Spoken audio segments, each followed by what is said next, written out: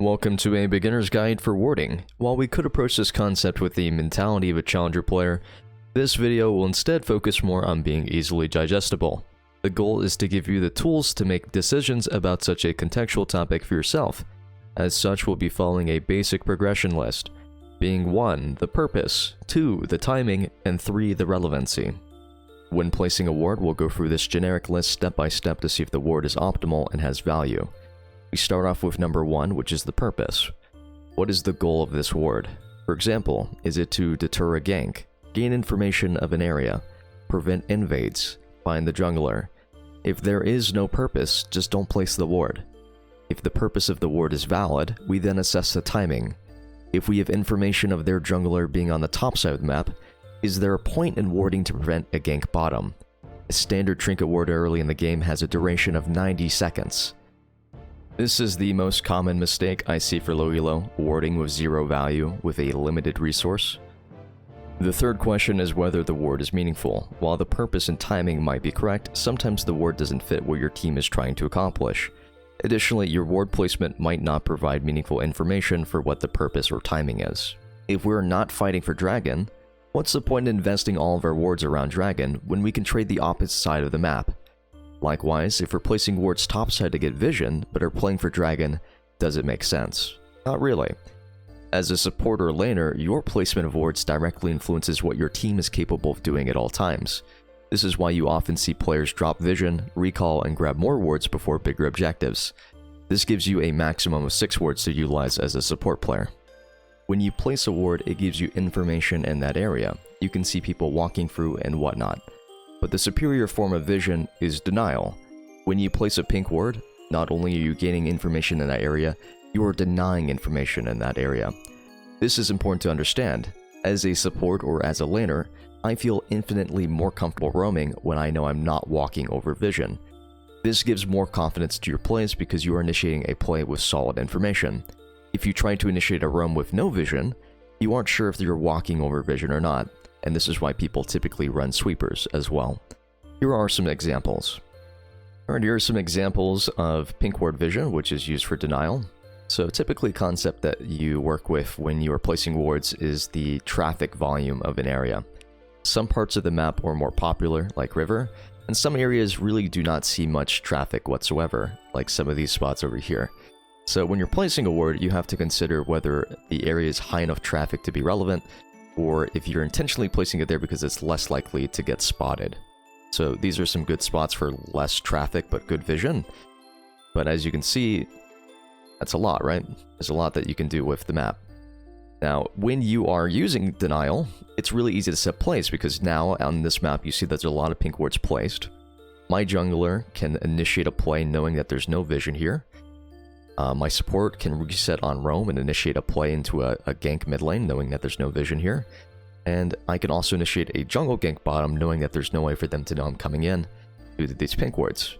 These are all confident plays because we know for a fact that there's nothing there. Now, if there is no pinks there, it's a lot harder to approach that play because you're not sure about what's happening. And another good example of vision that I'd like to talk about is placing your wards in conjunction with one another. This is a common mistake you see mid lane particularly, but people drop 2 wards like this. And the issue with 2 wards like this is that there is no... like, sure, there is a purpose, right? So the purpose is to get vision of a gank or deter a gank. The timing might be appropriate, you know that they're in the area and you want to defend yourself. But they're also not really meaningful because they're not getting any information besides that. Because if I were to instead place my ward right here, this is infinitely more valuable because now I'm watching a choke. I'm deterring not only a jungle gank, I'm preventing a roam, I'm also preventing a support gank, but I can also place it further up, and now I'm getting information on a choke, but also a raptor camp. And then the easiest way to do this is I would add a pink ward over here, and now I'm protecting the entire top side of my lane with no chance of getting ganked by most standard junglers. So as a mid laner here, I can just stand on the side of top lane, or mid lane, and it's really hard for me to get ganked. But if we go back to that initial ward setup and we have both wards like this, look at how many gank routes there are for the enemy jungler. There's so many plays that they could initiate because our ward coverage isn't really meaningful. These are just kind of bad low efficiency wards. Another cool thing I wanted to talk about after rewatching the last part I recorded is there is even more value to placing a ward setup like this, because not only are you protecting yourself from a gank mid lane, but you're protecting bot lane as well. So now bot lane is harder to gank because the enemy mid laner can't roam through here. The enemy jungler won't be able to walk through like this. So not only do these wards protect you as a mid laner, but also protects the other side of the map. So for this example up here, when we placed vision like this, the only way that top lane is gankable now is through lane. So in order to gank top, they would have to go through river like this, or they'd have to go through the lane itself. So if my top laner places a ward like this, in conjunction with my vision over here, top lane is literally ungankable. Mid lane, pretty much almost ungankable besides through bot side. So there's even more value to placing your wards in a spot that enables more map progression. Because you could 100% put your pink wards like this, but it's self-serving, it's selfish, it doesn't have as much value. Now, there is another thing you have to consider, which is the closer your ward is to you, the easier it is to defend. And this happens a lot in bot lane, but people place a pink ward over here when they're being pushed in the tower, and now the enemy bot lane just takes this ward for free. And this happens very often. But if there's a pink ward in this bush instead, and you have control of lane, you're very much easily able to defend this, which makes it easier for your jungle to walk in. So you do want to make sure that when you're placing pinks that you're able to defend them. So if I'm losing mid lane hard, and this ward gets cleared every single time, I can instead consider putting a ward here, in this bush over here, and then placing a green ward instead. So now I'm still denying vision over here, and it's a longevity ward because it never dies, but I'm still getting the relevant information from this green ward. I'm just not denying the vision in this specific area. This is easier to defend because I can walk over here, my jungler's nearby, and my bot lane's nearby. But more often, if somebody's walking through river and they walk over a ward, they will clear it, as opposed to a ward over here. This section right here is for the laners. If you are moving forward in your lane, you have to reposition your wards to accommodate that aggression. Because if my ward's right here and I'm all the way up in this lane, I have a lot less time to react to a gank. Because as soon as I see them, I'm already out of position, right? And if I'm not paying attention to my minimap or my wards, I might not even see them until they're almost directly on top of me.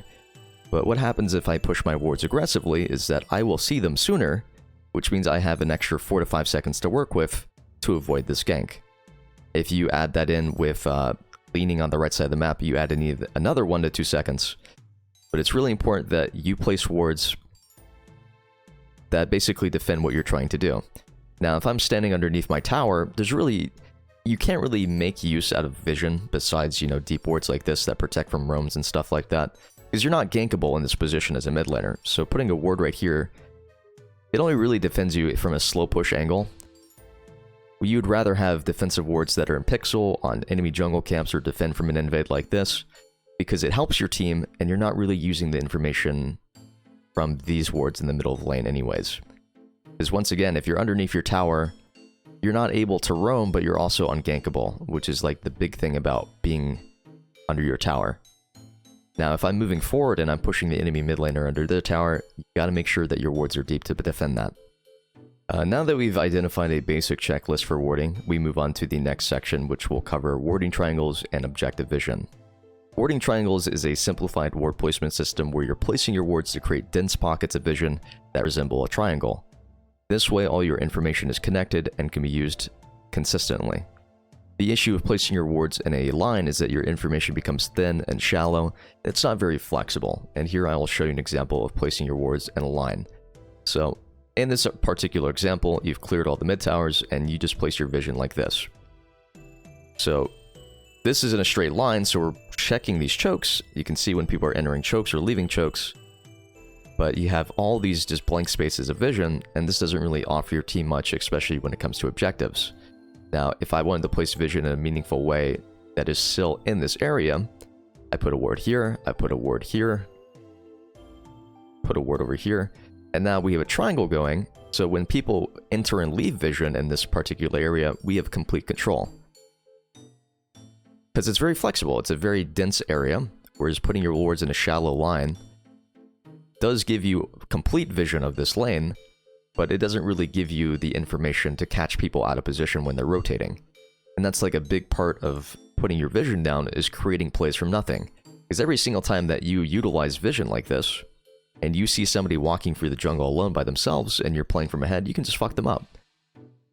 And another thing to consider is because you're already in control of this area, they have to clear this in order to walk through it safely. So if you have your support or your ADC or mid standing in one of these bushes, you just instantly kill somebody off of this vision connection. So placing your wards and triangles is really good. It gives you a lot of control.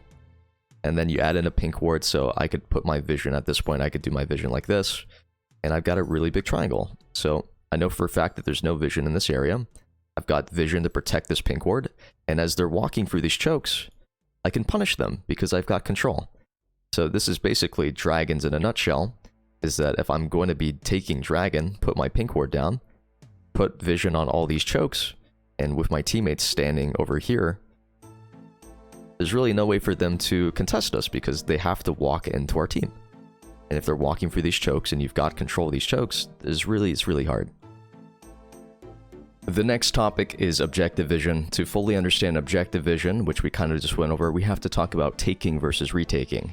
If you are the first one there, you get complete control of an objective, and you're now tasked with defending it. Depending on your team, this is significantly easier to do because you're forcing the enemy to face check blind areas or into chokes. If you're late to the objective, you have to retake the area, and this requires you to progressively clear out vision and place your own. This means every bush in front of you is potentially a death bush. In order to retake, you'll need to sweep as you're moving forward to deny enemy vision. This is where blue trinkets on your ADC mid are fantastic because you can gain vision without walking into 5 players potentially.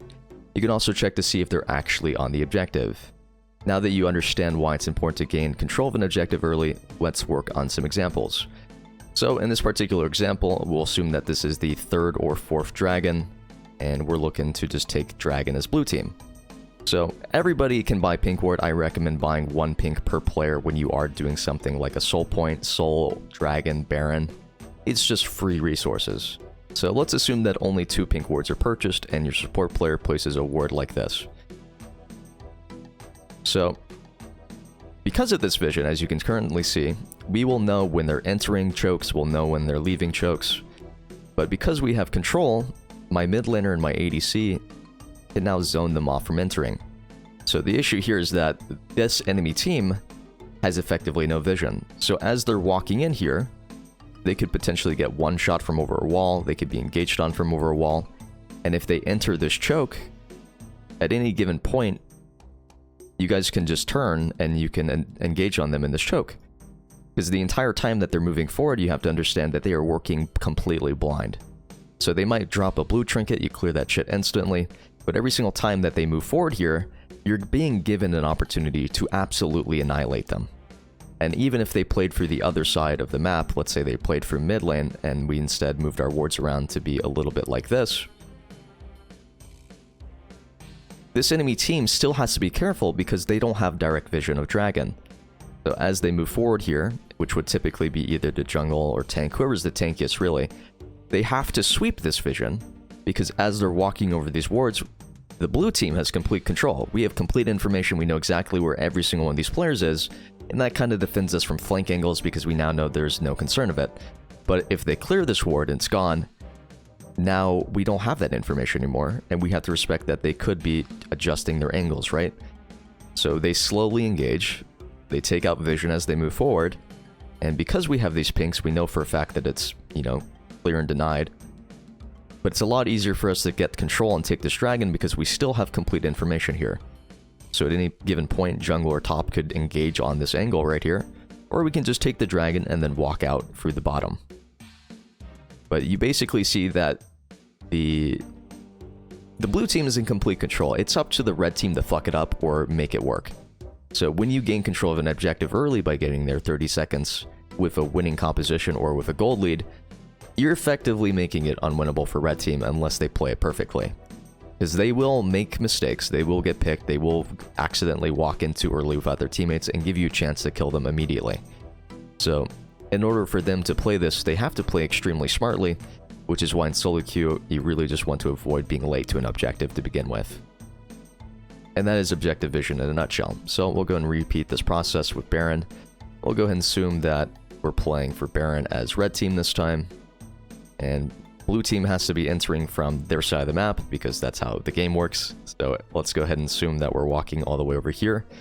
And typically when you're trying to contest objectives, you usually do it from mid lane because you have multiple prong threats. Because you can force mid tower, you can force dragon, you can come in from all these different angles. But what happens is that if you walk for your jungle, you're basically forced to walk for these chokes. So these chokes are very small in comparison to this big ass lane in the middle. So if you are trying to retake an objective, I recommend doing so from the middle of the map. But as you can see here, mid lane pushes out. You got your jungle, your ADC, and your top lane. We'll see that we're going for all these different angles. And for red team, they just drop a pink ward and pit to see that they're not being, spotted. They drop a pink ward over here.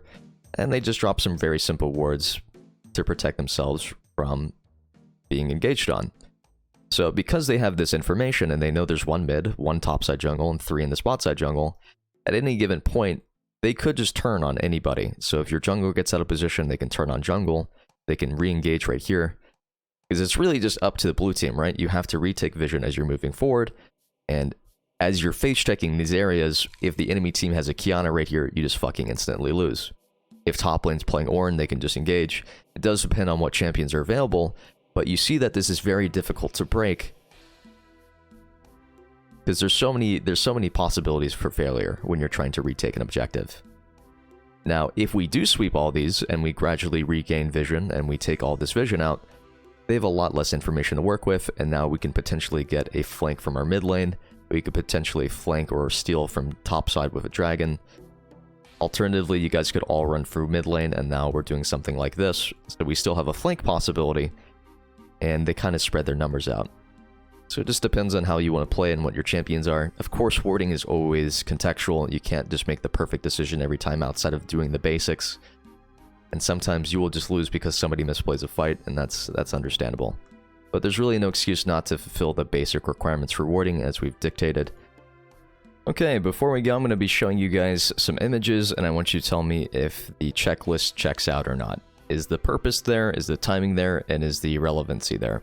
So for this example, we can see that there is 2 people fighting mid right now. Bot lane is pushed in, and they place a ward to protect themselves from a gank. Is this correct or not? Alright, for this particular example, my bot lane is pushing into the enemy tower, and to protect themselves, they drop a ward. Is this ward correct? Yes or no? Tell me why with the checklist. Once again, another bot lane example. They're still pushing a tower, but the support grabbed a ward on the Gromp and blue buff. Does this ward meet the checklist requirements? Another bot lane example. Bot lane has placed a pink ward to make sure that their jungler can potentially gank. Is the checklist met here? Your team is sieging mid tower and top tower and places vision on the top side for rotationals, but the dragon spawns in 20 seconds. Is this valid or not? Thanks for watching my beginner's guide for warding, and I hope it helped. If you liked the video, make sure to like and subscribe to support my content. Appreciate it. Have a great night.